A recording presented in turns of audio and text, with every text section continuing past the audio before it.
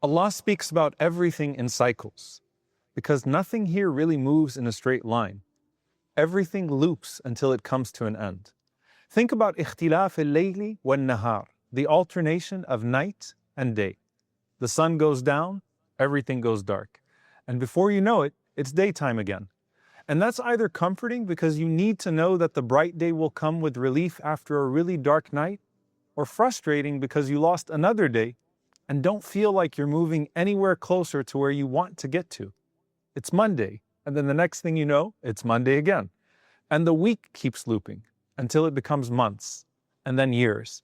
And then the next thing you know, it's all over.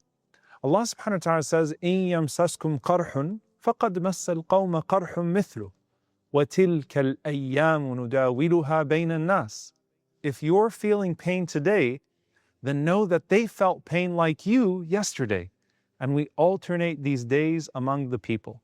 Every power and pain rotates amongst the people to remind you that neither your wins nor your wounds define you.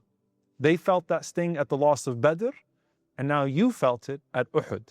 So the good and bad days rotate until you no longer have any days left. But what's the difference? وَتَرْجُونَ مِنَ اللَّهِ مَا لَا يَرْجُونَ.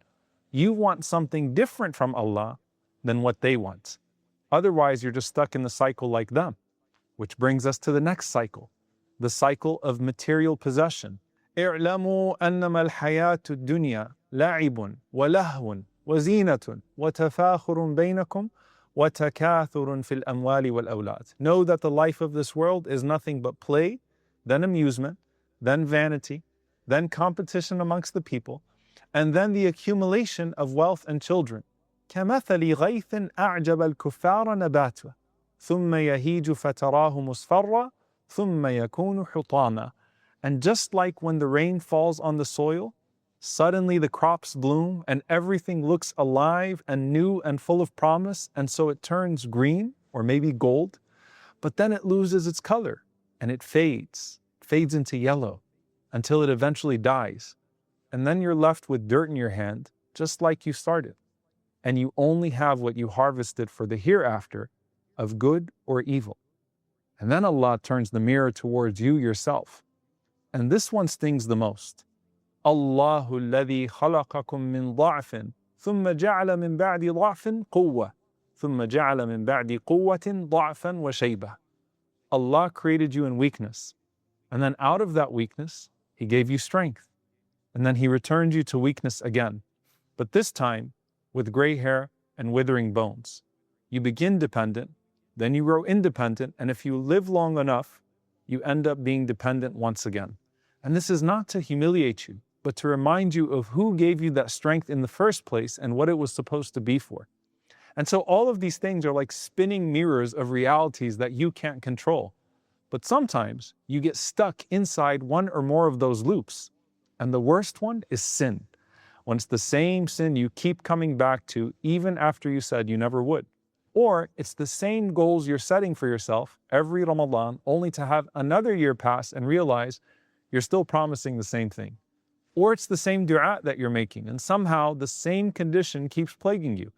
It's like you keep refreshing the same broken page hoping the next time will load differently, and the heart knows there has to be a door somewhere, but your eyes can't seem to find it. What if you're staring at a wall that doesn't have the door you're waiting for? Only Allah can reboot you and reroute your life according to what He knows you need. But you have to delete some things that are clogging your spiritual processor first and pay closer attention to what you already have. Allah says in a hadith Qudsi, Ya ibn Adam, تفرغ لعبادتي أملأ صدرك غنى وأسد فقرك وإلا تفعل ملأت يديك شغلا ولم أسد فقرك. O child of Adam, devote yourself to my worship, and I will fill your heart with richness, and I will remove your poverty. But if you don't, then I will fill your hands with problems, and I will not alleviate your poverty. So notice how He promises you that both your heart and your hands will be full, not just with money in the account, but with a sense of contentment that comes with it. It's sustenance that actually satisfies. And the word is ghina, contentment. During the cycle, until the cycle itself actually changes. And this is where his name, Al-Ghani, the self-sufficient, comes into focus. Al-Ghani is the one who is entirely free of need. You know, a lot of times people hear Ghani and they think wealthy. But Ghani means free of need in every sense, because Allah is not in need of your worship, your obedience, your thanks, or even your existence. Ya ayyuhan nas, antumul fuqara'a ila Allah, wallahu huwal ghaniyul hamid. O mankind, you are the ones in need of Allah, and Allah alone is al-Ghani, al-Hamid. He will not guide you because He needs you, but because He wants you.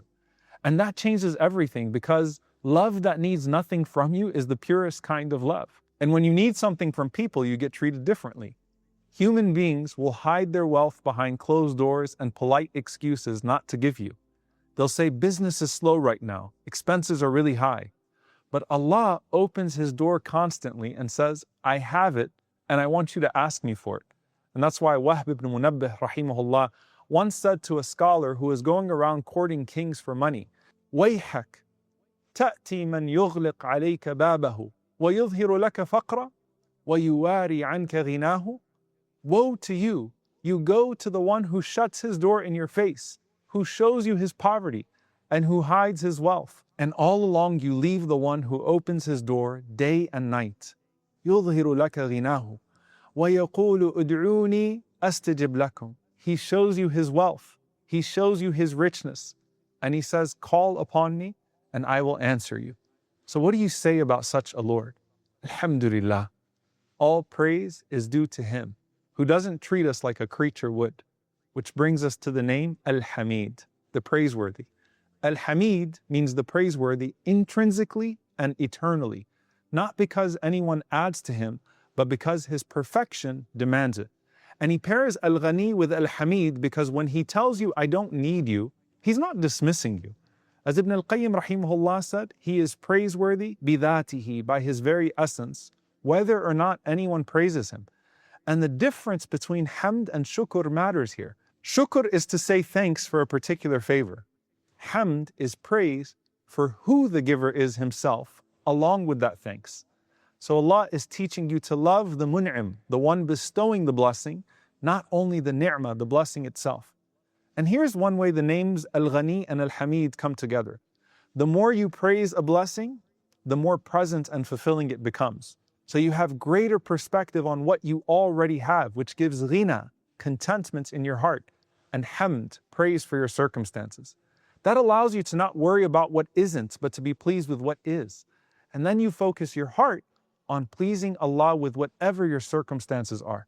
And Allah says in a hadith Qudsi, when I put one of my faithful servants to trial, and he praises me despite his trial, he will rise from his bed free of sin like the day he was born from his mother. Allah subhanahu wa ta'ala says, I have confined my servant and put him to test. So reward him as you used to when he was healthy. So one way of transcending the cycle of pain is to praise Allah despite your situation. But the Prophet ﷺ taught us to also praise Allah when He gives you more blessings. And this connects us to what we spoke of last time. When you're buried in hardship, Subhanallah is how you transcend and rise above, like Yunus alayhi salam. But when you're blessed by ease, Alhamdulillah is how you stay grounded, like Suleiman alayhi salam. In the same way that Subhanallah protects you from being trapped by pain, Alhamdulillah protects you from being trapped by pleasure. But then there is one more amazing name that fits this pattern. Al-Ghani and Al-Hamid remind you of what you currently have and can make the most of with gratitude. But how do you open new doors and escape those cycles themselves? That's Allah Al-Fattah, the opener. It may be that you're stuck in a sin and can't find the door out, or you're afraid that leaving that sin will also leave behind something or someone that you need to survive. وَمَن يَتَّقِ اللَّهَ يَجْعَلْ لَهُ مَخْرَجًا وَيَرْزُقْهُ مِنْ حَيْثُ لَا يَحْتَسِبُ. And whoever is mindful of Allah, He will make a way out for him, and then He will provide for him from where he could not imagine. So before Allah shows you the new entrance, He shows you the current exit. Or you could be stuck in trying to understand something that's just not clicking. But as Ibn Taymiyyah rahimahullah would say when he got stuck, يا معلم إبراهيم علمني ويا مفهم سليمان فهمني. O teacher of Ibrahim, teach me. And O giver of understanding to Suleiman, grant me understanding. And Allah opens a door of comprehension for you that you never knew was there. You could be stuck in trying to get out of a bad financial situation or trying to get something, but you feel like someone is standing in the way. And Allah says, ما يفتح الله للناس من رحمة فلا ممسك لها وما يمسك فلا مرسل له من بعده. Whatever mercy Allah opens for a people, none can withhold. And whatever He withholds, none can release after Him. Remember when Nuh alayhi salam said, Rabbi inni maghlubun fantasir, my Lord, I am overpowered, so help me? Allah subhanahu wa ta'ala says, فَفَتَحْنَا أَبْوَابَ السَّمَاءِ بِمَاءٍ مُنْهَمِرٍ وَفَجَّرْنَا الْأَرْضَ عُيُونًا. So we opened the gates of the sky with pouring water, and we split the earth with springs. And those who mocked Him were swept away by the very flood they denied, opened by Al-Fattah. You might feel stuck in defeat, and we might feel stuck in defeat as an ummah. But remember how the companions felt at Hudaybiyah when they were turned away from the Kaaba, bound by terms they didn't want and unable to see what Allah was preparing. Until Allah subhanahu wa ta'ala said, Inna fatahna laka fathan mubina. We have opened for you a clear opening. What looked like a setback was actually a door to victory. And this is so crucial because sometimes Al-Fattah doesn't open a new door to a new reality, but an inner door to the same reality.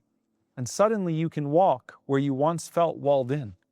Al-Ghani and Al-Hamid let you see what you already have.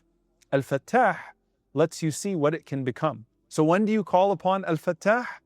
When your mind can't solve it, or your heart or someone else's heart is locked, or your sustenance feels stuck, or the path feels foggy. Sometimes He opens the very door you're knocking on. And then sometimes He shows you a side door of good that you never noticed. Sometimes He lengthens the hallway so that your steps can earn their reward. But He guarantees tawfiq to the sincere if you keep looking to Him. And He promises you that He will open. And Al-Fattah is also the one who will open the final chapter with justice. قُلْ يَجْمَعُ بَيْنَنَا رَبُّنَا ثُمَّ يَفْتَحُ بَيْنَنَا بِالْحَقِّ وَهُوَ الْفَتَّاحُ الْعَلِيمُ. Say that our Lord will gather us once again, and then He will open between us with truth. And He is the opener, the all-knowing. So if justice felt elusive here in this dunya, know that no file goes missing on the Day of Judgment. The seals will be broken, the records will be opened, and every wrong will be met with His perfect fatah, the opening that no hand can close. Ya Ghani, you are free of all need while I am always in need of you. Let me never beg from those as poor as me. Make me rich through contentment, and fill my heart with gratitude instead of greed. Ya Hamid, you are praised whether or not I remember to say it. Teach me to love you not just for what you give, but for who you are. Let my praise echo in hardship as it does in ease, and let every breath I take be a quiet thank you. Ya Fattah, open doors I cannot find and hearts that I cannot reach. Open paths to good where I only see walls, and open my chest to trust whatever you've decreed. Let every opening you grant me lead me back to you.